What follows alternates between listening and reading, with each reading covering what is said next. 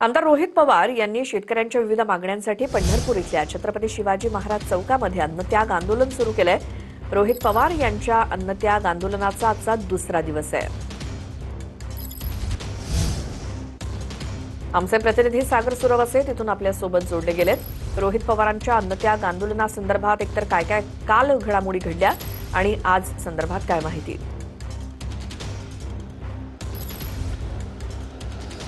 श्वेता, आपण पाहिलं की खरं तर आमदार रोहित पवार यांचं कालपासून अन्नत्याग आंदोलन जे आहे ते सुरू आहे। पंढरपुरातील छत्रपती शिवाजी महाराज चौकात हे आंदोलन जे आहे ते सुरू आहे।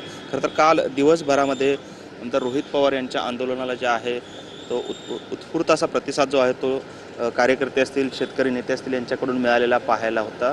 नंतर आज दुसरा दिवस आहे, आपण पाहतोय त्यांची तब्येत जी आहे ती थोडीशी नाजूक जे आहे ते झाल्याचं चित्र पाहायला मिळतंय। शरीरामध्ये त्राण नाही असं देखील त्यांच्याकडून सांगण्यात येत आहे। मात्र असं असलं तरी आपण आंदोलनावर जो आहे तो ठाम आहे, कारण आमदार रोहित पवार यांनी शेतकरी कर्जमाफी जी करतंय सरकार त्याच्यामध्ये ज्या काही जाचक अटी आहेत त्याच्या विरोधात हे अन्नत्याग आंदोलन जे आहे ते सुरू केलेलं आहे। खरं तर यामध्ये प्रामुख्याने 2019च्या कर्जमाफीचा ज्या शेतकऱ्यांनी लाभ घेतला त्यांना केवळ 50,000पर्यंत कर्जमाफी मिळणार आहे आणि हे कुठेतरी अन्यायकारक आहे। त्यामुळे ही जाचक अट जी आहे ती त्यांनी रद्द करावी आणि सरसकट शेतकऱ्यांना 2 लाख रुपये कर्जमाफी जी आहे ती करावी अशी त्यांची पहिली मागणी आहे। त्याचबरोबरीनं OTS 2019 साली ज्या कर्जमाफीचा लाभ घेतला आहे, जे OTS वन टाईम सेटलमेंट, त्या शेतकऱ्यांना 50,000 रुपयेच केवळ कर्जमाफी मर्यादेची अट जी आहे ती टाकण्यात आलेली आहे, ती देखील रद्द करावी असं देखील त्यांचं म्हणणं आहे। त्यामुळे या सगळ्या मागण्यांसह आज दुसरा दिवस रोहित पवार यांच्या अन्नत्याग आंदोलनाचा। धन्यवाद सागर माहितीसाठी।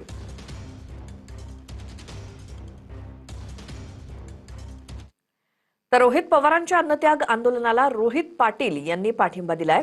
शेतकऱ्यांच्या प्रश्नावरती सरकारनं तातडीनं सकारात्मक निर्णय घ्यावा अशी मागणी रोहित पाटील यांची। बेभरवशाच्या कर्जमाफीच्या निषेधार्थ तहसीलदारांना देखील पत्र दिल्याचं रोहित पाटील यांनी म्हटलं।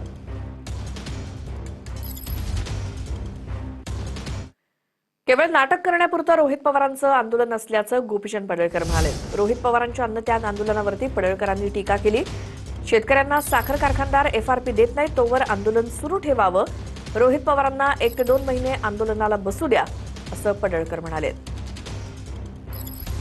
रोहित पवारला माझं आव्हान आहे की जोपर्यंत साखर कारखान्याने FRP दिलेली नाही, ती FRP जोपर्यंत शेतकऱ्यांना मिळत नाही तोपर्यंत यानं उपोषणाला बसलं पाहिजे, अन्नत्याग केला पाहिजे। सोलापूर SP साहेबांना माझी विनंती आहे, पोलीस प्रोटेक्शन रोहित पवारच्या बाजूला लावा, त्याला एक अन्नाचा घास सुद्धा खाऊ देऊ नका। नुसत्या बातमीपुरतं नाटक करण्यापुरतं रोहित पवाराचं हे आंदोलन आहे ते होता कामा नाही। अहो, एकदम स्टंटबाजी करणारा हा माणूस आहे, बोगस माणूस आहे, काय याच्याकडे आहे। पण जर बसायचं असेल अन्नत्यागला तर ह्याला उपाशी ठेवला पाहिजे, नाहीतर तिथं वडापाव खाणार आणि परत इकडे येऊन म्हणणार मी शेतकऱ्यांच्यासाठी जोपर्यंत कर्जमाफी केली आणि आता तू कर्जमाफी कसली करणार आहे? कर्जमाफी झाली, आता ती कार्यान्वित होते आणि परत त्याचा काही उपयोग नाही। मुळातच हे आंदोलन करण्याची काय आवश्यकता होती हे त्यांना माहिती असेल। निव्वळ राजकीय, निव्वळ स्टंट, निव्वळ मी काहीतरी करतो हे दाखवण्यासाठी केलेला प्रयोग आहे।